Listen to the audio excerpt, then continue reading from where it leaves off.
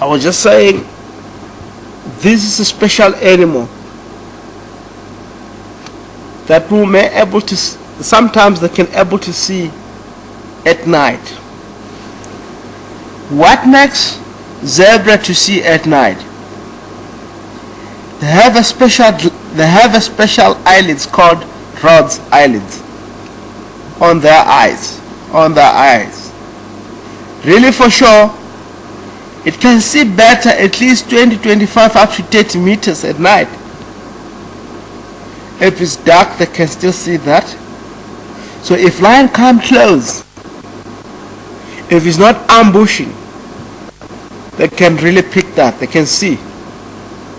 They start to give alarm call and run away easily.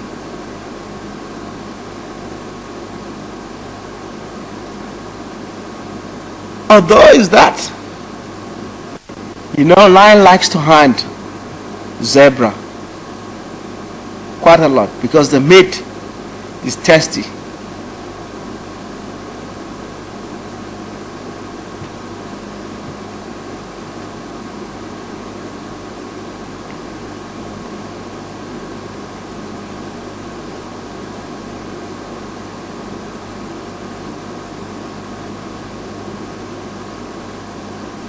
Why make the zebra meat more tasty? Actually, the meat has got a lot of fat and salty sometimes. So lion likes that quite a lot. They hunt them because of that reason. And really, for sure, you can see the condition of animal even now is very good. It's a dry season, but the condition is very, very, very perfect. This animal, zebra mainly, is only one species of animal we have in the area.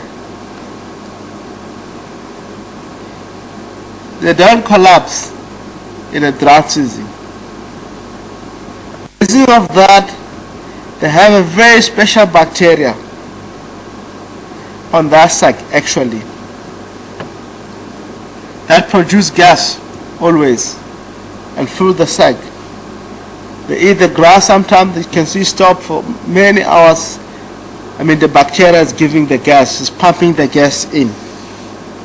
That's the reason sometimes when you chase them, you can hear them fighting at the back, blowing the air out. Really, for sure, it works. And how it passes that bacteria to generation and generation. A mother, if you have a youngster,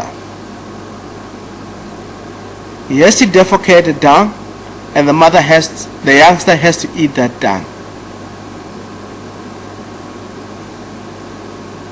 By that, they're passing that bacteria on and on, on and on, on and on.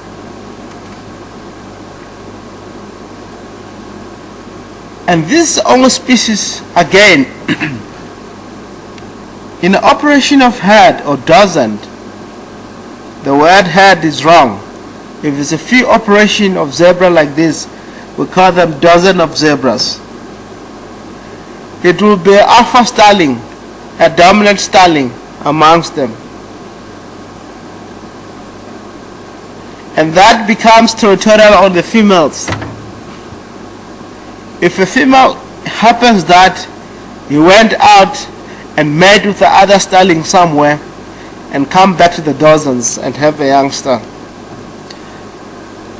automatically the starling is going to kill the youngster.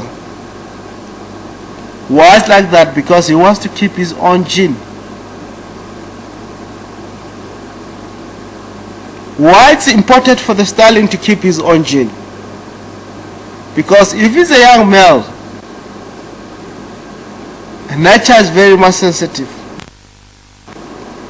He won't come back to the same dozens and challenge the father from a dominant ship. Remember I said, no woman, no cry. It remains that he won't come back and mate with sisters and mothers back to the same dozens. So he might go somewhere and challenge other starling.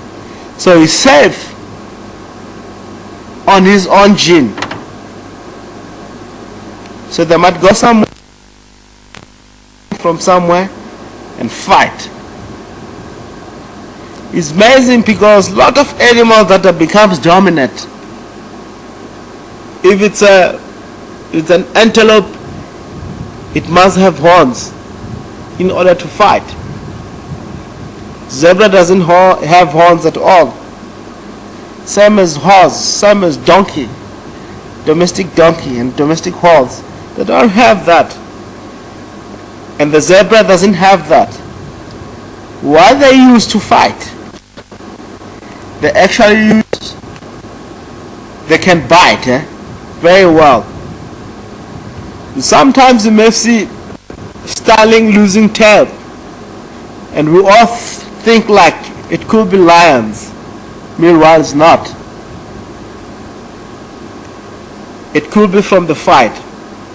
I'll drive a little bit more forward, then we can see the head of the zebra, how it's shaped, because it doesn't have horns at all.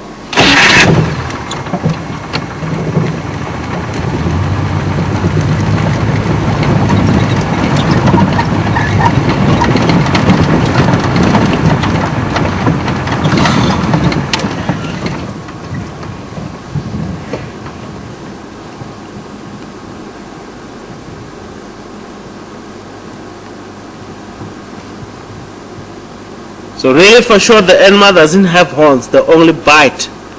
And really that is a starling, is a male.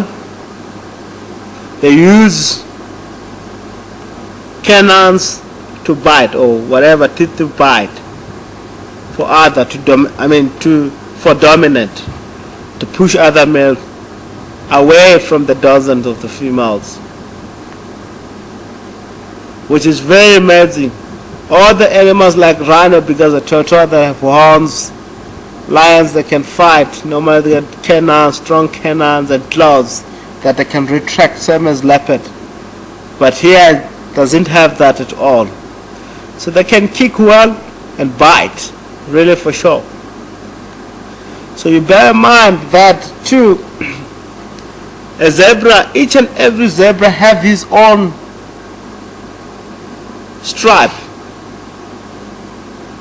They're not all the same. The pattern stripe are not all the same, are all different. And sometimes it's very much confusing for us how the youngster know the mother.